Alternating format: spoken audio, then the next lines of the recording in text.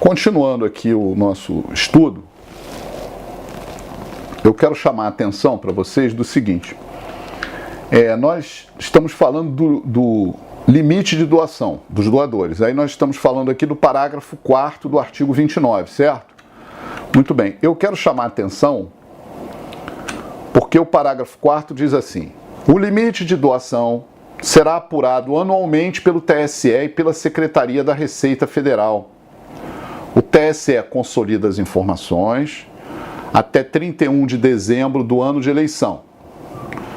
Aí consolida tudo isso, aí vem um inciso assim: após a consolidação dessas informações, o TSE encaminha a Secretaria da Receita.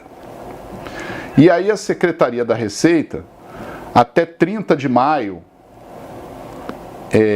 encaminha isso ao Ministério Público, né? Ao Ministério Público. E aí o que acontece? O MP poderá até 31 de dezembro do mesmo ano, que seria 31 de dezembro de 2019, no caso, no ano seguinte, apresentar uma representação com vistas a aplicar as sanções.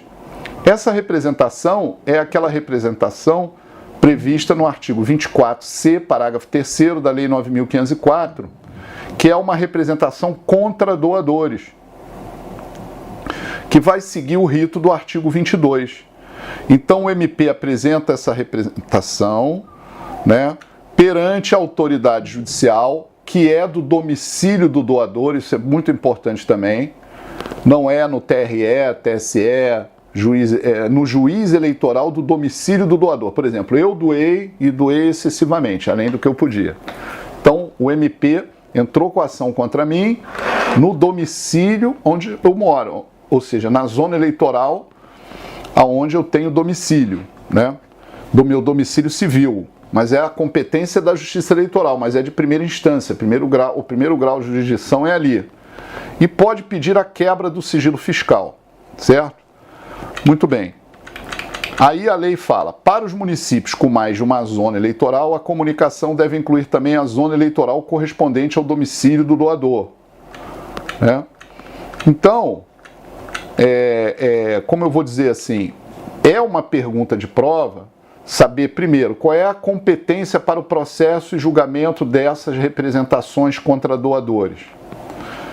Quais são as sanções? As sanções são multa até 100%, mas a lei das inelegibilidades, que é a lei complementar 64 de 90, prevê no artigo 1º, inciso 1, vamos aqui dar uma olhada na lei das inelegibilidades, na letra P, artigo 1º, inciso 1, letra P, que a pessoa física e os dirigentes de pessoas jurídicas, essa parte já não está mais valendo, responsáveis por doações eleitorais tidas por ilegais por decisão transitada em julgado ou proferida por órgão colegiado da Justiça Eleitoral, ficam inelegíveis pelo prazo de 8 anos após a decisão, né? 8 anos após a decisão, observando-se o procedimento previsto no artigo 22. Previsto no artigo 22. E sobre isso, nós temos aqui também o enunciado sumular 46 do TSE, que diz que é ilícita a prova colhida por meio de quebra de sigilo fiscal, sem prévia e fundamentada autorização judicial, podendo o Ministério Público acessar diretamente apenas a relação de doadores que excedem os limites legais para os fins da representação cabível, em que poderá requerer judicialmente de forma individualizada o acesso dos dados relativos ao rendimento do doador. Então, eu gostaria que vocês fizessem essas remissões, prestassem bem atenção, porque aqui pode ser uma questão boa de prova, é a questão exatamente da representação contra doadores, certo? Muita atenção sobre isso, tá? Muito bem. Aí a lei fala, parágrafo 8º do artigo 29, eventual declaração anual retificadora apresentada à Receita deve ser considerada na aferição do limite da doação. Se por ocasião, parágrafo 9º, da prestação de contas, ainda que parcial, surgirem suspeitas que o doador extrapolou o limite da doação, tudo isso é oficiado, o MP pede para oficiar a Secretaria da Receita, tá bom? Reparem, os doadores, não podem doar além do limite do que eles recebem. Porque, às vezes, o que acontecia? Um dinheiro ilícito, um dinheiro ilegal, era transferido para a conta de uma pessoa física, ou é transferido, e a pessoa física sai doando uma quantia exorbitante, que ela não tem lastro para doar isso, porque o seu rendimento bruto não chega àquele valor da doação. Então, tudo isso será apurado e poderá ensejar, além da multa, a inelegibilidade para casos mais graves. Eu quero chamar a atenção que, se for ultrapassado um valor muito pequeno, e aí tem que se aferir isso matematicamente de acordo à eleição e à doação, mas verificar isso matematicamente, mas se for ultrapassado um valor muito pequeno, essa ultrapassagem desse valor apenas ensejará a multa. A inelegibilidade, ela é reservada para um fato mais grave, certo? Para um fato mais grave. Muito bem. Artigo 30. Os partidos e os candidatos e doadores devem manter toda a documentação sobre as doações, certo? Nós temos aqui uma parte também agora que fala da comercialização de bens e serviços e promoção de eventos. O artigo 32 fala: para a comercialização de bens e serviços, para arrecadar os recursos, deve ser comunicada a sua realização com antecedência mínima de 5 dias à Justiça.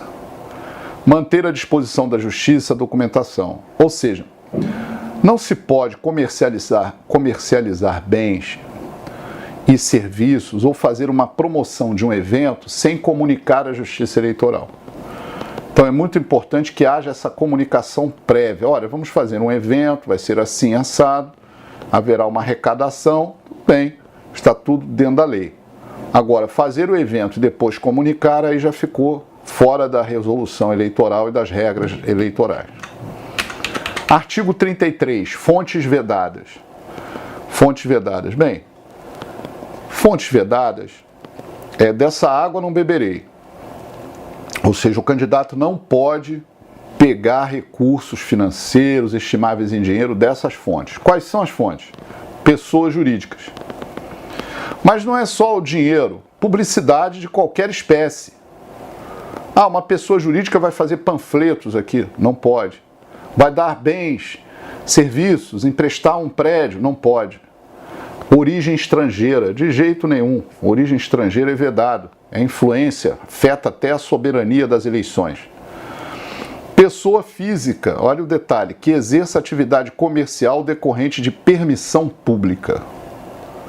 Certo? Também está proibido. Permissão pública. Pessoa física que exerça atividade comercial decorrente de uma permissão pública. Permissão é uma concessão pública.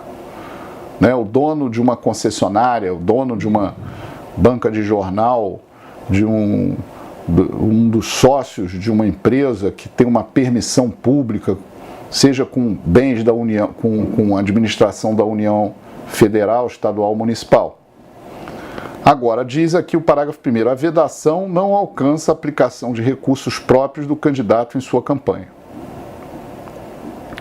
O recurso recebido pelo candidato ou partido oriundo de fontes vedadas deve ser imediatamente devolvido ao doador, sendo vedada sua utilização. Se não for possível, será transferido ao Tesouro Nacional pela guia de recolhimento da União. Certo? Então, essa questão vai gerar essa devolução, E a devolução pode ainda, dependendo da hipótese, mesmo que devolvido o dinheiro, diz o parágrafo 8º, esses recursos ilícitos caracterizarem também a prática do artigo 30A da Lei 9.504 ou do artigo 22 da Lei 64 de 90 e ainda do artigo 14, parágrafos 10 e 11 da Constituição da República. Ou seja, pode ensejar contra aquele candidato a representação do 30A, a AIGE do 22 ou a AIME, ação de impugnação ao mandato eletivo. Ou seja, o risco é muito grande e, portanto, ainda cabe aqui uma atuação da Advocacia Geral da União para fins de cobrança após o trânsito em julgado, se não for recolhido esse valor ao Tesouro Nacional. Essa cobrança se dá por uma execução fiscal promovida pela Advocacia Geral da União nos casos para fins dessa cobrança.